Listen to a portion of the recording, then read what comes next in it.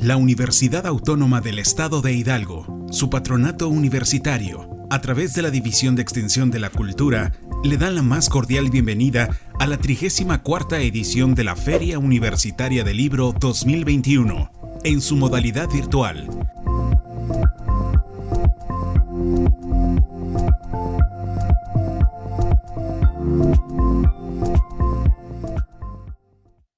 Queridos amigos, es un gusto estar con ustedes para hablar de libros, pero en especial hablar de un género maravilloso que son los libros de cocina.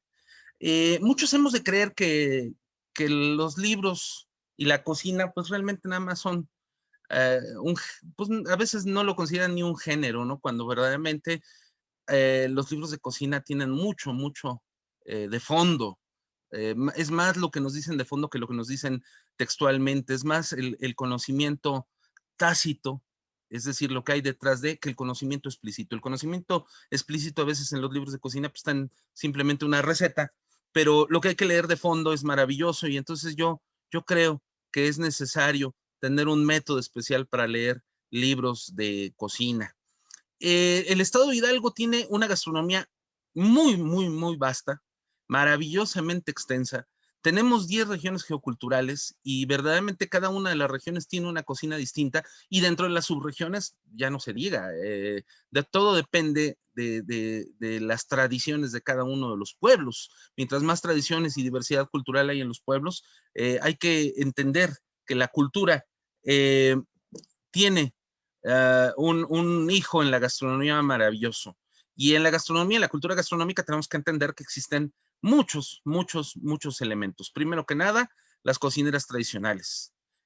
Son las ejecutoras de los platos, son las que heredan la tradición cultural, son las que transmiten también, pero son las que con su sazón, que es ese elemento intangible, nos preparan lo mejor de la mesa.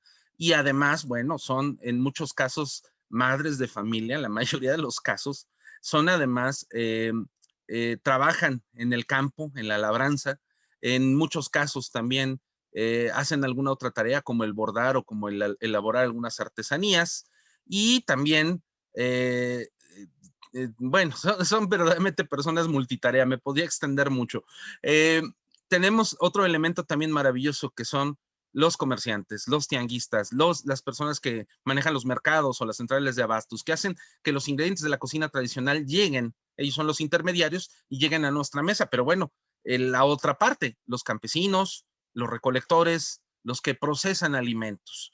¿Qué otros elementos tiene la cultura gastronómica? Desde luego los fogones como elementos de cocción, de preparación de alimentos, y además tenemos utensilios, muchos de ellos se hacen en el propio lugar, ¿no? Por ejemplo, una cazuela de barro, una olla y unos utensilios de madera. En fin, hay mucho que entender de la gastronomía tradicional para poder comprenderla y para poder atesorarla. Y cada región de Hidalgo va cambiando. Entonces, hay que entender que el estado de Hidalgo con su diversidad geográfica provoca una diversidad cultural. En la diversidad geográfica hay un sinfín de recursos naturales, sean del suelo, sean del aire, sean de la tierra, sean del agua, y de ahí vienen un sinfín de productos, lo cual se suma a una diversidad cultural, culturas originarias indígenas de hace siglos que van trasladando las ideas, los procesos, las tradiciones de generación en generación y que van heredando este saber gastronómico justamente en las cocinas tradicionales. Entonces, comprender la gastronomía requiere de muchos procesos. Requiere primero que la sepamos valorar, apreciar en los lugares donde se expende, ya sea desde una casa hasta un mercado, un tianguis, pero también vale la pena elaborar libros que se vuelvan un servicio a largo plazo para las nuevas generaciones y además un vehículo, un polinizador cultural para la gente que es ajena a las regiones. Si alguien no es del estado de Hidalgo, pero quiere conocer de la cultura gastronómica de Hidalgo, desde luego lo mejor es llegar a Hidalgo y conocerla, pero mientras, pues ahí quedan los libros y los libros son elementos que ayudan mucho a preservar esa memoria colectiva. Ahora, no hemos tenido muchos libros de cocina hidalguense. Es una tarea que hay que trabajar mucho y hay veces en que solo lo reducimos a trabajar recetarios. Hay que hacer algo más que recetarios, pero bueno, los recetarios son un buen principio. Muchos de los programas de fomento a la tradición y a las culturas colectivas, programas que aportan financiamientos directos a la investigación y a la publicación de ediciones, han hecho muchos libros con esas versiones, visiones de la gastronomía, y vale la pena. Bueno, pues han salido muchos trabajos de ahí que hay que seguir difundiendo. Pero bueno, en esta ocasión me da mucho gusto hablar de un libro aquí a nombre de la Secretaría de Cultura del Gobierno del Estado de Hidalgo, colección Badi, Gastronomía Tradicional de la Sierra Alta. Este es un recetario bilingüe de Arnulfo Ramírez López.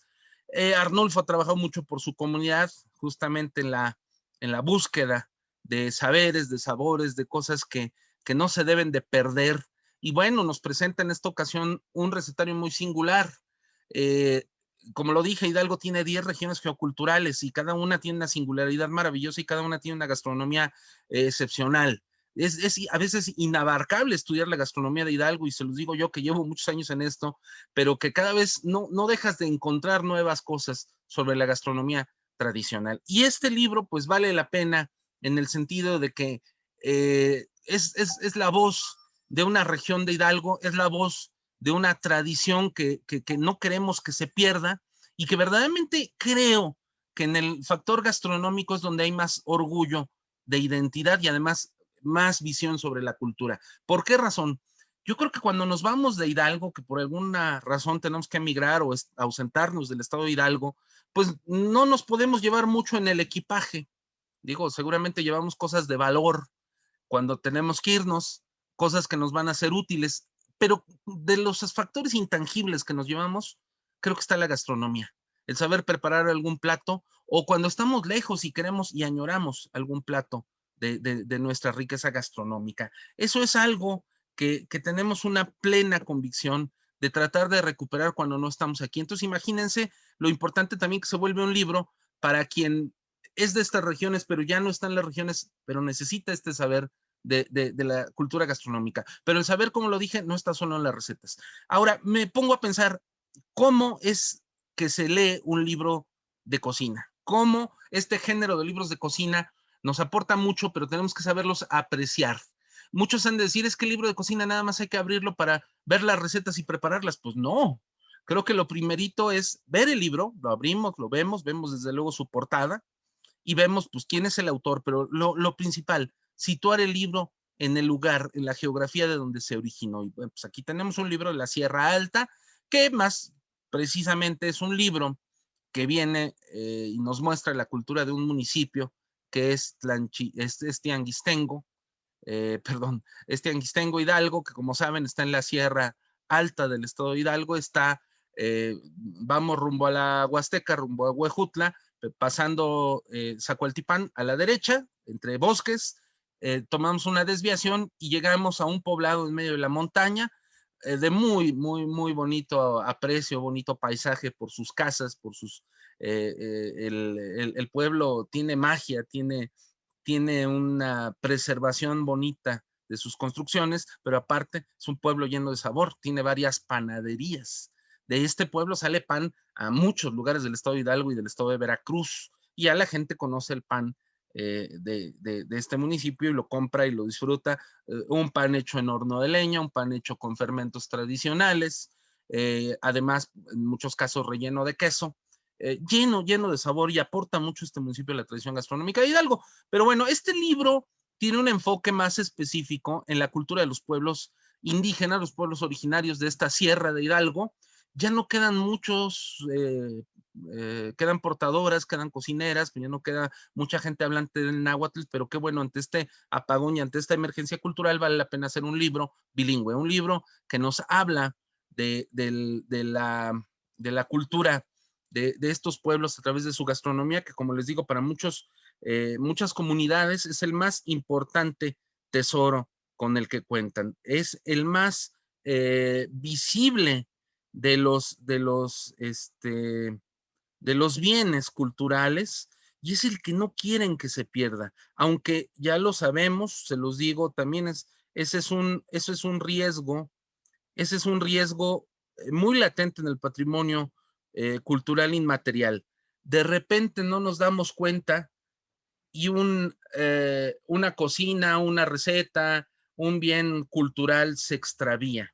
De repente decimos, ay, qué ricas son, no sé, los quesos, los dulces, los panes, las enchiladas, y de repente ya no existe la persona que lo hacía y nadie guardó la receta y pues lamentablemente ya no hay ese elemento gastronómico como estábamos acostumbrados a probarlo. Entonces, bueno, ¿cómo seguimos leyendo un libro? Situamos el origen geográfico, situamos desde luego los contenidos. Aquí vemos en el índice, pues el autor divide las recetas que él presenta a partir de los ingredientes principales, ¿no? Leguminosas, flores comestibles, hongos comestibles, hojas comestibles, pueden ser quelites, pueden ser hojas de árbol.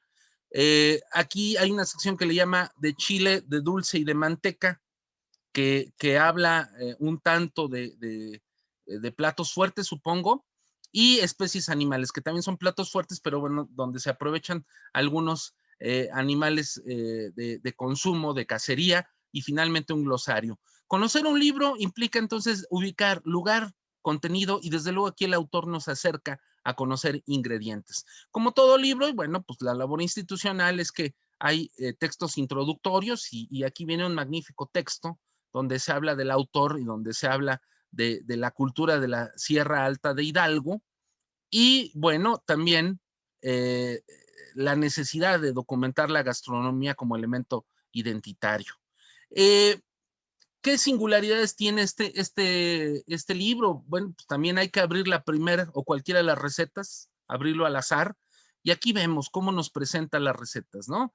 No tiene en lo relevante ilustraciones, pero sí tiene por ahí algunas alegorías gráficas, y nos habla aquí de algo que se llama comida de frijol, el título, y vemos el estilo de los recetarios. Ese es el estilo francés, ¿no? Donde viene la lista de ingredientes y el proceso de preparación. Siempre que se hacen libros de cocina y se muestran recetas, pues se hace el esfuerzo de dividir en estas partes el trabajo para que sea comprendido.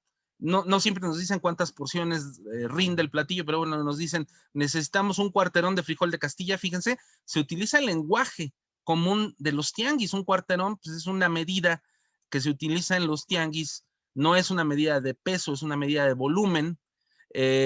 La cantidad de elementos individuales, como 2 chayotes, una rama de pasote y 1,5 litros de agua, ¿no?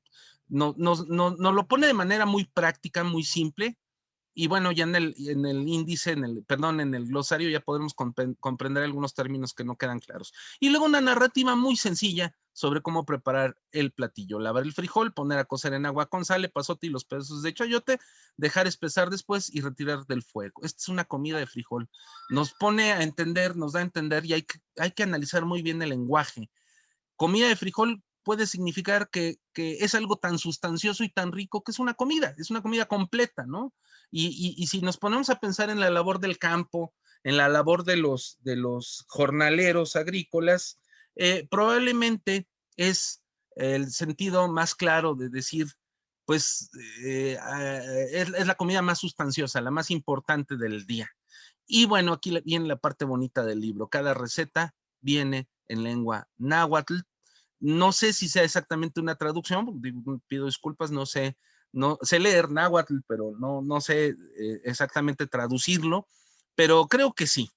En el náhuatl tradicional de la sierra, que como ven, sus consonantes abunda mucho la T, la L, la K, ajá, y entonces se vuelve un náhuatl muy singular, muy sonoro, pero bueno, ahí vienen igualmente, ¿no? Cantidades y narrativa. ¿Y por qué lo de la lengua náhuatl? Muchos han de decir, bueno, no leemos náhuatl unos, o por qué esto está dirigido para la gente que lee náhuatl. No, yo creo que es muy interesante tratar el tema del idioma. Hay que comprender que muchas de estas recetas, y lo dicen los ingredientes, vienen desde tiempos prehispánicos, y que el vehículo de transmisión de estos saberes y de estas prácticas, desde luego, viene de parte o gracias a la lengua.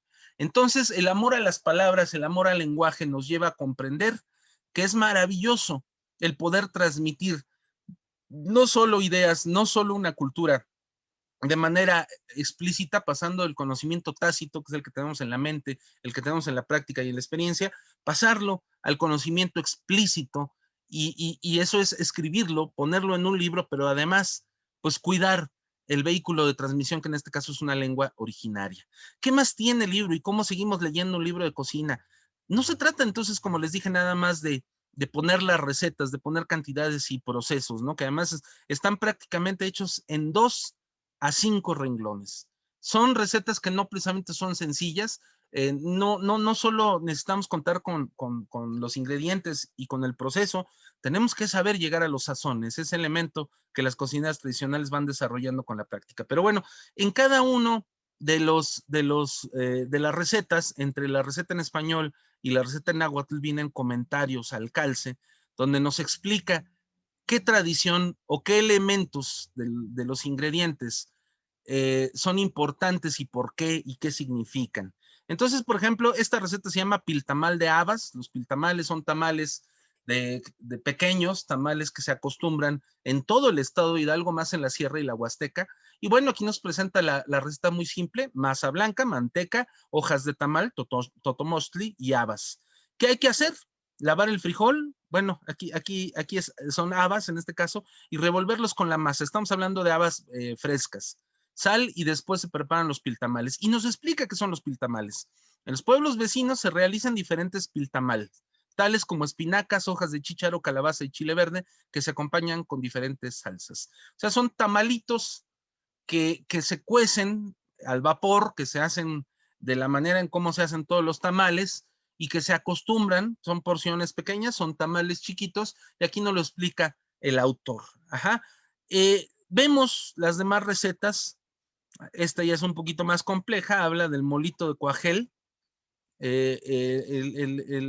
y sazón, que es el frijol verde sazón. Pero bueno, uno puede disfrutar imaginando las recetas, como cuando leemos un libro de teatro y imaginamos las escenas, y también vamos encontrándonos maravillosas explicaciones gastronómicas. El cuajel sazón tiene un buen sabor, con él se preparan tamales con jamón de puerco o de huevo frito. En la Sierra Alta se llama jamón al lomo o ahumado de cerdo, ¿sí? Vale la pena entonces trabajar eh, las ideas de la gastronomía, asimilarlas a través del libro, y que esto también nos invite a viajar a los lugares donde están estas tradiciones gastronómicas. Eh, el libro, como podrán ver entonces, cuida mucho los valores gastronómicos tal y como se presentan entre los portadores de la tradición. El libro no puede desdeñar ningún aspecto de la tradición que hace preservar la gastronomía, y pues además trata de tener mucho cuidado con los ingredientes, porque sin estos ingredientes no tiene ningún sentido hacer las recetas, ¿no? Miren, aquí esta nota es maravillosa también: guisado de cuatlapas, y nos pide medio kilo de cuatlapas, cebolla, jitomates, chiles verdes, pimienta, aceite y sal. ¿Qué son las cuatlapas? Pues un hongo que se encuentra en época de lluvia, pero aquí no lo explica. De nombre común, Cuatlápatl colorado acotlapa, es un hongo que mide 8 a 12 centímetros de ancho, poco globoso, liso, convexo, de margen blanco recurvado, levantado de color rojo anaranjado, brillante, quebradizo. Se recolecta en junio y agosto por los bosques de carpinteros de La Mojonera y Arroyo Hondo. Se vende en el mercado de Zacualtipán, es muy rico, escaso y es el más caro. Este hongo tiene este nombre náhuatl, pero bueno, pues en otros lugares de Hidalgo se le conoce como oreja, oreja roja, nariz de puerco, también lo he visto que le llaman así, oreja de judío, perdón, no es ninguna alusión mala, son nombres muy comunes que se utilizan en algunas poblaciones. Pero bueno, eh, una cosa que tiene la cocina tradicional de Hidalgo, y creo que es algo que no hemos estudiado ni valorado debidamente, es que muchos de los platillos que comemos de ingredientes tradicionales, o sea, de ingredientes estacionales mayormente, es decir, los que se dan en ciertas estaciones del año, en temporadas, son reductos de tradiciones prehispánicas. Muchos han dicho que no existe la cocina prehispánica porque no hay documentación. Y yo digo, no, bueno, maravillosamente los pueblos originarios no dejaron de comer lo que comían porque era lo que les daba la naturaleza. Si en un pueblo se dan insectos comestibles, o si en otro pueblo se dan hongos comestibles, o en otro pueblo se dan flores comestibles, pues los pueblos, por más que fue trastocada su cultura, creo que no iban a dejar de comer lo que acostumbraban, porque el alimentar a la población siempre ha sido un gran problema. Entonces las soluciones estaban a la vista, el saber cuidar de la naturaleza, lo que ésta te daba, y gracias a ello yo creo que Hidalgo es una de las entidades, gracias a su población indígena también, que más cocina prehispánica preservan. Y esto lo vemos por los nombres de las recetas, por algunos de los ingredientes, por muchos de los procesos y desde luego por la lengua indígena que fue transmitiendo estos saberes desde hace muchos años hasta ahora. Vean aquí también, esta es una de las recetas más esenciales de la cocina de Hidalgo y que lamentablemente siento que aquí en la ciudad de Pachuca no se conoce mucho, pero que cuando viajamos a cualquier lugar de la sierra, ya sea la Sierra Alta, la Sierra Baja, de la Huasteca o de la Sierra Otomí-Tepegua, es muy común el mole de guajolote. Si el mole oaxaqueño define una región del país, el mole poblano a otra, pues nosotros tenemos el mole de guajolote que es muy, muy de la Sierra Madre, de Hidalgo, de Veracruz y de Puebla, pero que aquí en Hidalgo abunda y que hay muchas maneras de hacerlo, que hay muchos rituales y hay muchas necesidades en cuanto a este mole, porque se llega a hacer en momentos especiales para las comunidades, ya sea el Día de Muertos, algún festejo, alguna boda, pero los ingredientes muy bien cuidados y sobre todo mucho cuidado en el sazón. Pero bueno, debe de llevar guajolote. Y aquí está justamente una de las recetas más complejas que presenta el libro. Pero bueno, en fin, pues este es un gran libro de la cocina tradicional de la Sierra Alta, un gran libro, un magnífico libro de la cocina del municipio de Tianguistengo. Me permito también decir algo muy especial aquí, y es que habla de especies animales, habla del consumo de animales silvestres como el armadillo, la tuza real, el tejón, el mapache, la ardilla, el jabalí, o algunas aves como la chachalaca, la chicoyata, la paloma colorada. Eh, Fíjense bien, esto ha sido un uso de los pueblos indígenas. Por eso está documentado aquí. Muchos dirán, bueno, si somos estrictos con la receta, entonces este molito de armadillo, pues si no hay armadillo no vale la pena hacerlo. Bueno, pues yo creo que ahora hemos aprendido a sustituir algunos elementos debido a que ya hay especies que no podemos utilizar, pero que vale la pena mencionar y documentar culturalmente estos hechos. ¿Por qué? Pues porque al no haber proteínas como hoy tenemos desde aves de corral hasta ganado mayor, pues los antiguos pueblos solamente tenían guajolotes y algunas otras especies, faisanes, pero se tenía que recurrir a la cacería, así como recurrimos a pescar. Bueno, pues se recurría a la cacería, entonces se ha documentado esto, lo cual no quiere decir que se promueva el consumo de especies protegidas. Esto es un derecho que los pueblos indígenas tienen dentro de su cultura y que quizá los mestizos pues no tenemos el derecho de consumirlas porque pues están protegidas, pero bueno, habría que tomar en cuenta estos valores culturales. Ajá. Entonces, pues con esto terminamos esta presentación del libro. Vale la pena que sigamos promoviendo nuestra cultura gastronómica, nuestro sabor, como este libro de Arnulfo Ramírez López. Eh, si no hacemos las recetas, de todos modos, vale la pena leer el libro y promoverlo desde luego. Y desde luego este libro tiene que ser esencial para los pueblos de la sierra, para los pueblos originarios y para quien, pues con esa nostalgia, trata de hacer valer el sabor de la gastronomía de Hidalgo. Y la otra, tenemos que cuidar el medio ambiente. Tenemos que cuidar, justamente aquí nos habla de distintas hierbas, de distintos quelites que hoy existen, pero que cada vez a veces se hace difícil conseguirlos, ¿no? El tequili o tequelite, tequilitl o quilitl, que es necesario para moles como el mole de Xala, y que de repente ya me dicen las cocineras tradicionales es que ya no hay, o las tianguistas me dicen es que ya no hay en Hidalgo, tengo que ir allá a las montañas de otros lugares lejanos para conseguirlo.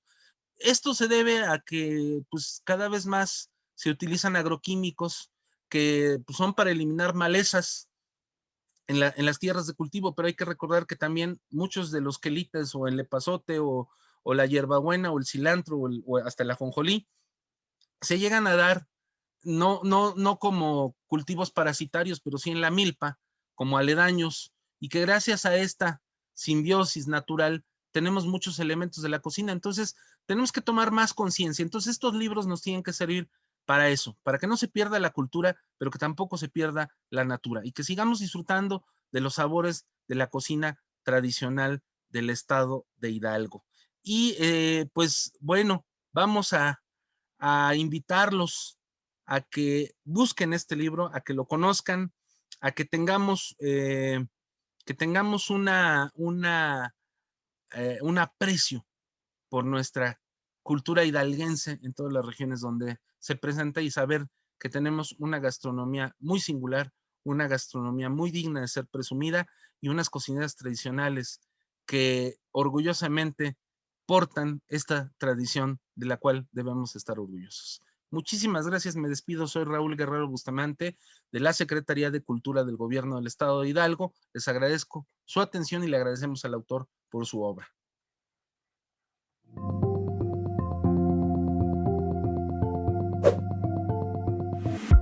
La FUL agradece tu asistencia.